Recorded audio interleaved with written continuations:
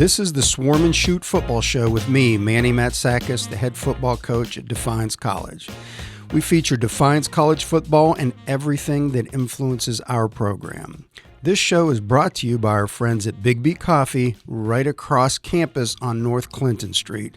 I'm actually having a cup right now, so everybody check it out on YouTube, and you can see the video of the cup and how delicious this beverage is.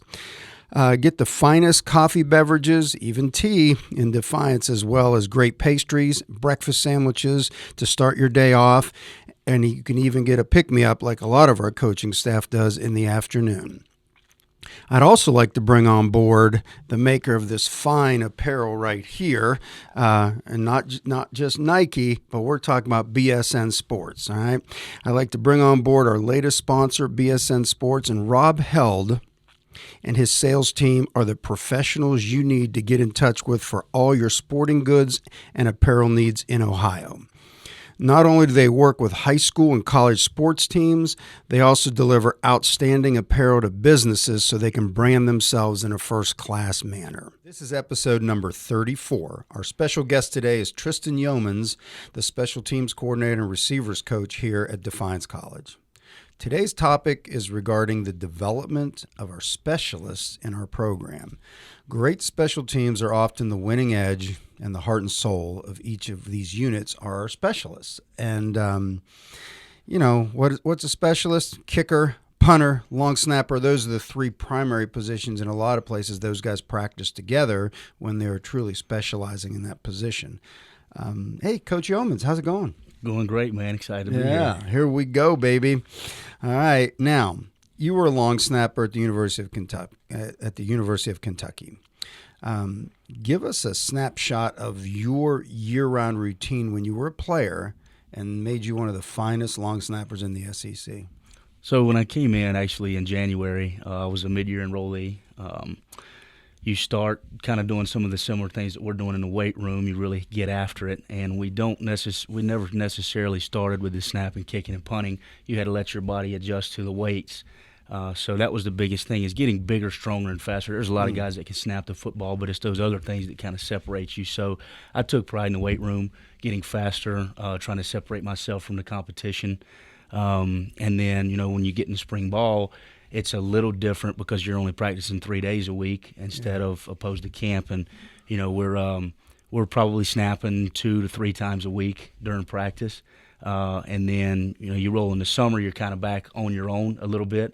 So we would get the guys together, have a group message going, all the specialists, and we'd all get together and kind of, do some scenario type stuff, like work some rollout punts, work some red to the right punts, blues, just all kind of stuff. And then as far as the kickers go, we all tried to get together as well. So it wasn't just – we'd have some days where it would just be, hey, I'd get with the snappers, let's go snap some footballs. And then we'd ask the punters and kickers so that we could work – our kind of our game day type routine, get into the operation type, So, and then fall camp rolls around and it's wide open. It's just like practice during the season. Snapping 3 to 4 days a week. Got some. When you get into the team segments of like PAT, field goal, the competitions type stuff. My first year, that's what I was doing. Is I haven't won the job completely, so it was a little different my first year than it was my next two. So it was competing, it was charting, it was making sure that we need to make the progress that in order to get there for the season.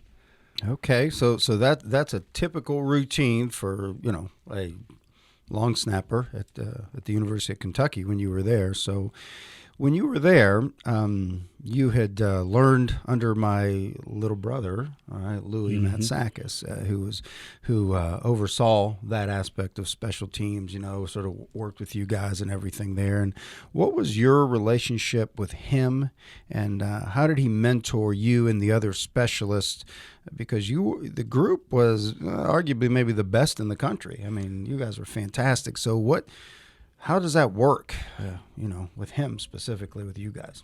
Louis he was one of the greater coaches I've ever been around, and there's a lot of guys that know schemes on special teams, but the difference was Louis was actually a specialist in college, and he understood what it took. It's not necessarily going out there for kickers and punters and lifting all types of weights, doing all this type of running. He knew how to develop those guys, and he knew the type of skills, what to look for to develop them.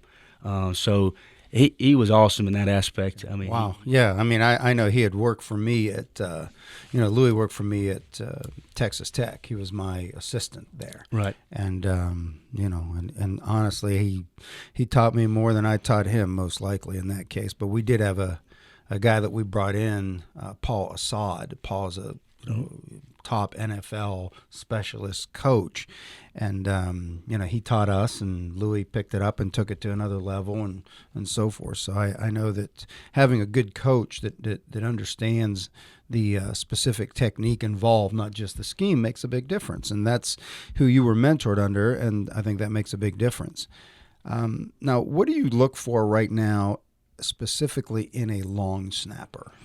So when I'm kind of recruiting them and talking to coaches about guys, there's a lot of guys that can snap the football. There's some that do it in high school and that's all they do.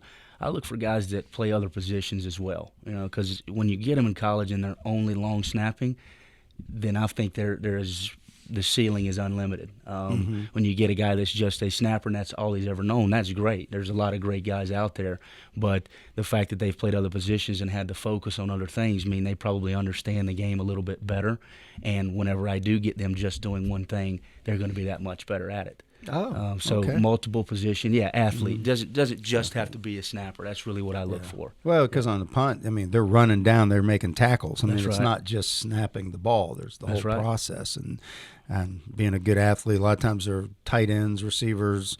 I've even seen quarterbacks, do it. Linebackers, yep. All over. How about the place kicker position? I mean, where obviously that is a big emphasis for us to get outstanding in that position, and I know you're going to develop a great place kicker here. So what are you looking for in that position? Really confidence and consistency. I think of a place kicker as two other positions. It's a pitcher and a quarterback. Now there are obviously a lot of differences, but a pitcher, you throw a bad pitch and you hit a home run, it's going to rattle you, but you have to have that ability to bounce back and that confidence to bounce back. Quarterback, the same thing. You throw an interception, you read the wrong coverage, what happens? You have to bounce back because your team's going to need you. Kicker, you miss a kick during the game, you got to let it go. And sometimes for a kicker, you might not get another chance, so you're going to sit on that missed kick, and I've seen it happen for maybe another game. And you have to have that confidence, that ability, like, hey, when they call on me, I'm going to go out here, the heck with the wind, the heck with the conditions, I'm going to go nail this thing. So really confidence is big in a place kicker. How about the punting position? Punting, same thing. Now for us, somebody that kind of fits our scheme.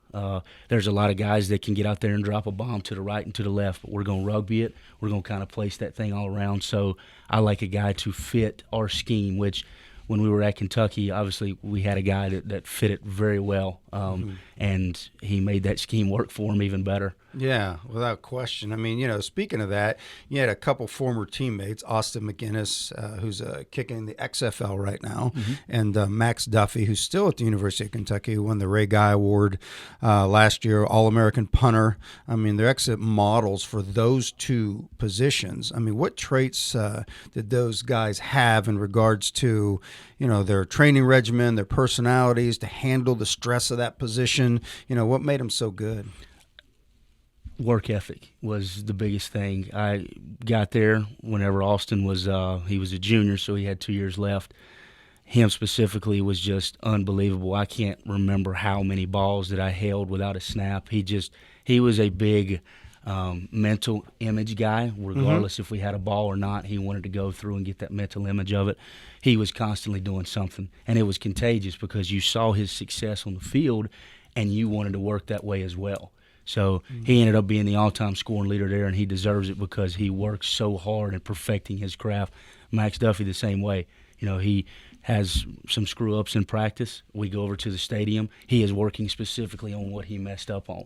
And pregame, we used to have to tell him to stop because he wanted to turn over X amount of balls in a row before he would stop warming up. So it's just that perfection, chasing that perfection for those two guys. Yeah. Yeah, and it is a constant state of correction. They're all, and the guys that are passionate about improving and get that they're in it for the long haul. It's not just a one-shot deal, and then they'll have opportunities to excel on the field, which those guys and yourself obviously have. At the highest level. So I think that's exciting for the guys that are coming here that you get the opportunity to coach. I hope for everybody out there watching this on YouTube, listen to this on your podcast player, the insight that Coach Yeomans has been able to give you certainly lifts the veil on those critical specialist positions, because you win championship games and championships in special teams. I mean, that's really what happens so many times. It's that last second field goal. It's the great punt that, even when we bluffed them this year, they punt, and we punt, we go down, cause a turnover to seal the deal on the game. I mean, it was special teams that ended up winning the game, albeit every play is important, but those are just magnified because there are just fewer plays, and they'll have such a dramatic shift in field position and the outcome of the game. And, hey, I just want to thank you, Coach, for coming on. And Absolutely. Let's get this thing going. Have a great spring ball. Yes, fired sir. up about that? Fired up, ready to roll. So am I. Let's just get better every day. Yes, sir. All right. Thank you for joining us on this latest episode of the Swarm and Shoot Football Show. If you're listening to this podcast, make sure to subscribe in iTunes, give us a rating, comment on the show. If you're watching this on YouTube, subscribe to our YouTube channel, hit the bell in the top corner there so you can get notifications when we release the next show. Feel free to comment below on a specific show, and we'll answer those questions as we need to. If you'd like to step up to the next level and get all kinds of updates, go to our website, swarmandshoot.com, where you'll get up-to-date alerts on all of our podcasts. You'll have the audio on there. There's actually a video player where you can scroll through each and every episode that we have of the podcast from the YouTube version. So you never really have to leave the site.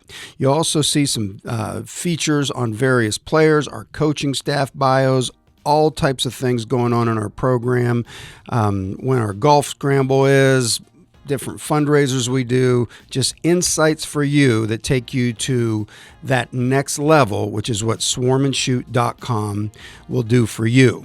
Take a minute and subscribe with your email. When you log on, there'll actually probably be a pop-up about 6 seconds into it, and it gives you a chance to go in, and that will put you into our email database. So every time we update, you get an email knowing that we're basically set to go on the next episode of the podcast or any news that's coming out.